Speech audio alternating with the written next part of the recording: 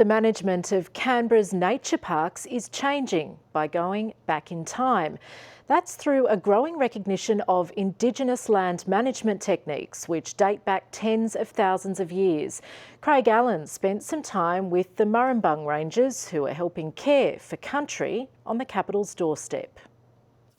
On a hillside above Tidbinbilla Nature Reserve, we've been invited to witness a rarely seen form of land management. We refer to these as fire trees. They love fire. They need burning. They need burning to clean off all of the old growth that they've got here. Just as grass trees needed fire to survive, Indigenous people managed them for food and tools. But it's also just a traditional practice done to clean up the trees, to promote some of the sap to come out of the tree for our use. These cultural burns are only carried out by the Murrumbung Rangers, a team of Indigenous employees of ACT Parks and Conservation, as they keep alive an ancient link to the land. There are 9 Murrumbung Rangers in a program established a decade ago to open up employment pathways for Indigenous people. Today they bring a new cultural awareness to park management and host school visits to pass their stories on to a new generation.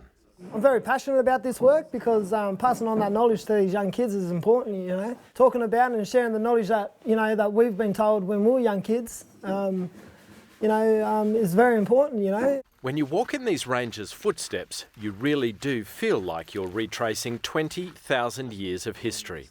They tell the stories of the stone artefacts under our feet and how their forebears found refuge even in the depths of the last ice age. If you can imagine getting to -20, -25 degrees Celsius, you're looking at some pretty cold temperatures to have to survive, and without shelter like this, it's pretty impossible. So yes, it is quite basic, but it is heavily used by our people, and these sites are very important to us today. So we treat these sites with a lot of respect. A sense of reverence they hope we can all share.